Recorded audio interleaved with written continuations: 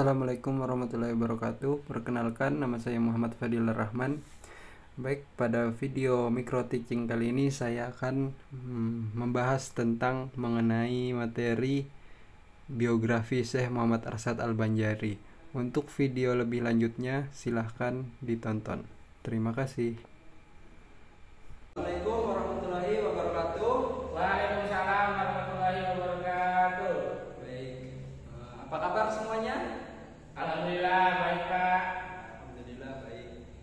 Baik, hari ini kita akan belajar tentang biografi Syekh Muhammad Arsyad Al-Banjari. Nah, sebelum kita belajar, Bapak ingin cek absen dulu ya. Ya Pak. Nah, baik, Bahtiar. Hadir Pak. Sebelum memulai pelajaran, Bahtiar pimpin doa dulu ya. Baik Pak. Baik teman-teman semua, sebelum kita memulai pelajaran, marilah kita berdoa. Dimulai.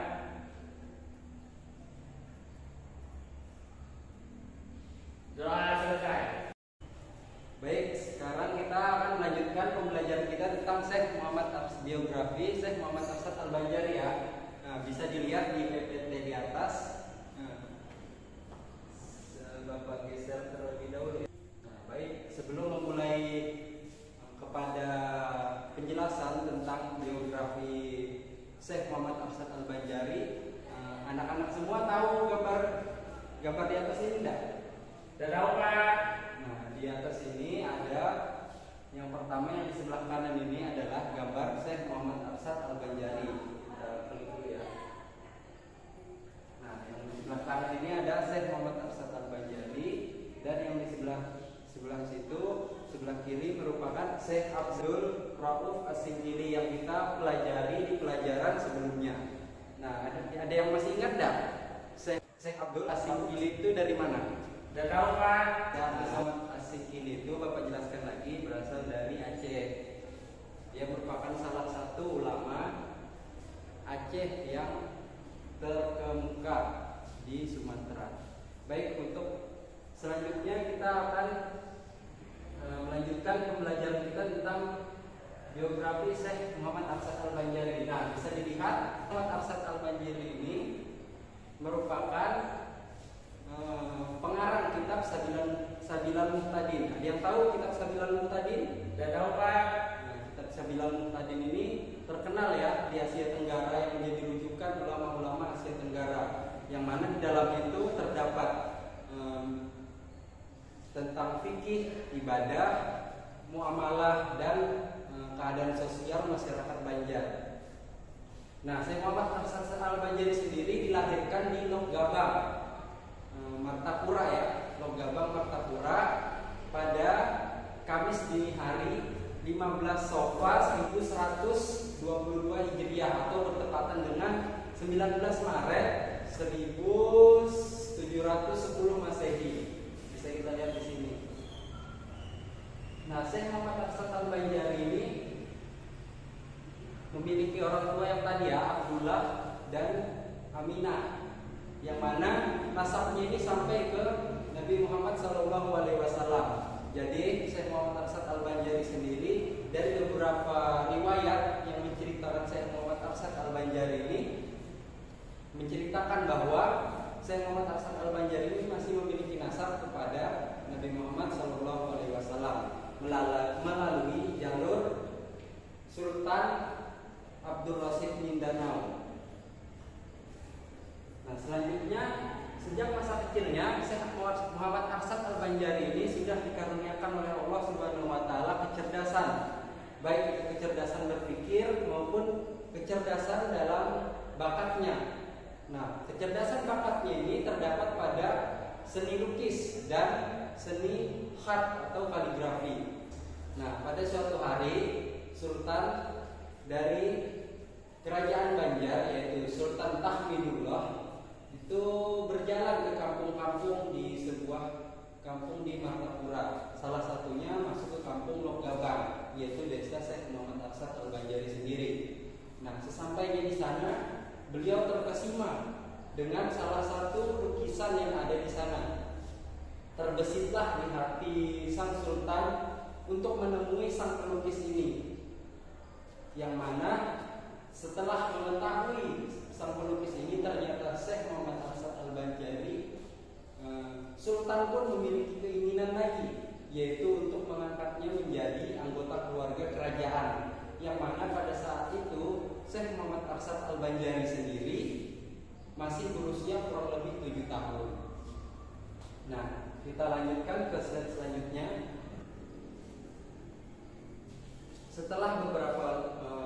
Setelah kejadian tadi, Sultan pun mengutarakan goresan hatinya tadi kepada kedua orang tuanya. Awalnya kedua orang tuanya ini enggan untuk melepaskan anaknya yang tercinta ini, tapi lama-kelamaan untuk kebaikan anaknya sendiri juga, kedua orang tuanya ini melepaskannya dengan tujuan agar bisa berbakti kepada negara, bangsa, dan masyarakat sekitar.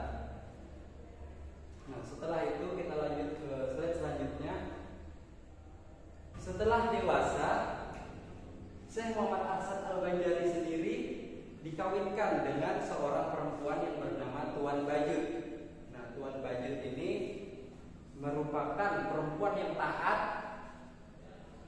dan berbakti kepada suaminya, sehingga terjalinlah hubungan yang saling pengertian dan hidup bahagia.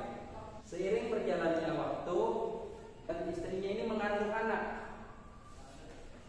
anak yang mana di situ tersitlah dari hati Syekh Muhammad Arsyad Al-Banjari ini untuk menuntut ilmu ke Mekah, yang mana disampaikanlah pesan hatinya tadi itu kepada istrinya, yang mana beliau berkeinginan untuk belajar dan menuntut ilmu ke Mekah. Kita ke slide selanjutnya. Nah, di sini singkat cerita, sampainya Syekh Muhammad Arsyad Al-Banjari ke Mekah, beliau belajar kepada syekh-syekh terkemuka. Nah, ada yang tahu tidak syekh-syekh yang terkemuka ini siapa saja? Tidak tahu, Pak. Nah, Bapak jelaskan ya. Iya. Nah, guru-guru beliau yang terkemuka itu di Mekah ada 3. Yang pertama itu ada bin Ahmad Al-Misri, dan ada Al-Faqih Muhammad bin Sulaiman Al-Qurdi, dan Al-Arif Billah Muhammad bin As-Saman Al-Hasani Al-Madani. Nah, yang mana guru beliau yang terakhir ini, Syekh atau biasa kita sebut Syekh Saman, beliau ini merupakan guru beliau di bidang tasawuf, di mana di bawah bimbingannya lah Syekh Muhammad Arsyad Al-Banjari ini dapat melakukan suluk dan khalwat. Nah, dari situ sehingga mendapatlah ijazah dari beliau. Syekh Muhammad Arsyad Al-Banjari ini memiliki kedudukan sebagai khalifah. Di sini ada yang tahu nggak foto-foto mereka ini siapa? Tidak tahu, Pak. Nah, mereka ini merupakan murid dari Khalifah As-Sayyid Muhammad As-Saman, yang mana di Indonesia hanya pada saat itu hanya ada 4, yang mana kita mulai dari sebelah kiri ya. Sebelah kiri itu ada Syekh Abdul Somad Al-Palembani, dan sebelah kiri itu lagi ada Syekh Muhammad Arsyad Al-Banjari sendiri. Sebelahnya lagi ada Syekh Muhammad Abdul Wahab Al-Bugisi Al-Banjari, itu dari Bugis, dari Sulawesi, dan Syekh Abdul Rahman Al-Bisri Al-Batawi, yang mana berasal dari Betawi, Jakarta. Baik, kita lanjut. Untuk mempersingkat waktu, nah, setelah berjalannya waktu itu, setelah beliau 35 tahun menuntut ilmu, timbullah kerinduan Syekh Muhammad Arsyad Al-Banjari ini untuk pulang kepada kampung halamannya, yaitu di Lok Gabang, Martapura sendiri. Nah, tepatnya pada bulan Ramadan 1186 Hijriah atau bertepatan dengan 1772 Masehi, sampailah Syekh Muhammad Arsyad Al-Banjari di kampung halamannya. Nah, Sultan Tahmidullah sendiri menyambut Syekh Muhammad Arsyad Al-Banjari dengan penuh kegembiraan dan menggunakan adat kebesaran di daerah Martapura sendiri, yang mana pada saat itu tadi merupakan pusat kerajaan Banjar, yang mana beliau ini dijuluki dengan matahari agama, dengan maksud ilmu yang didapatnya selama belajar di tanah suci Mekah yaitu disebarluaskan kepada keluarga, kerabat, dan masyarakat serta sultan, sekalipun, sehingga sultan tersebut bisa dapat menjadi alim lagi warok, yang mana dapat berhati-hati begitu. Untuk selanjutnya, nah kita bisa lihat di sini setelah kurang lebih 40 tahun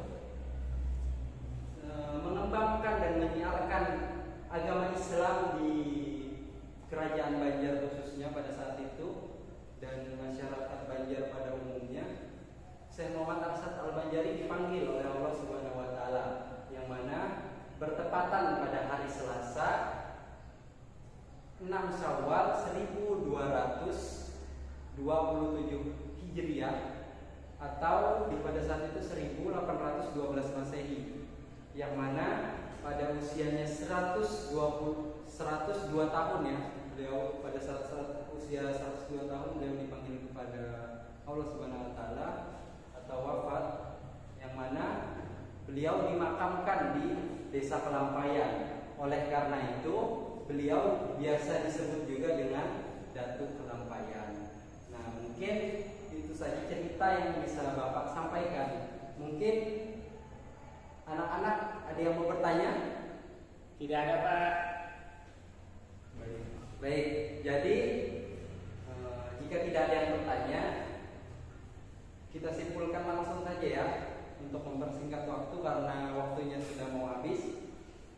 Syekh Muhammad Arsyad Al-Banjari ini merupakan seorang ulama Kalimantan Selatan yang terkemuka dan mana yang menjadi pelopor penyiaran Islam di Kalimantan Selatan khususnya dan di Indonesia pada umumnya, yang mana beliau belajar dengan 4 orang sahabat-sahabat dari Indonesia tadi, yang mana beliau itu juga dari keempat tersebut, dari Syekh Abdul Somad Al-Falembani, Syekh Abdul Wahab Al-Bugisi, Syekh Muhammad Arsyad Al-Banjari sendiri, dan Syekh Abdul Rahman Al-Misri, yang mana mereka ini disebut dengan 4 serangkai, yang mana 4 serangkai dari tanah Jawi, yang mana dari tanah Melayu. Jawi itu dari tanah Melayu ya. Mungkin itu saja yang bisa Bapak sampaikan. Kita akhiri pertemuan kali ini.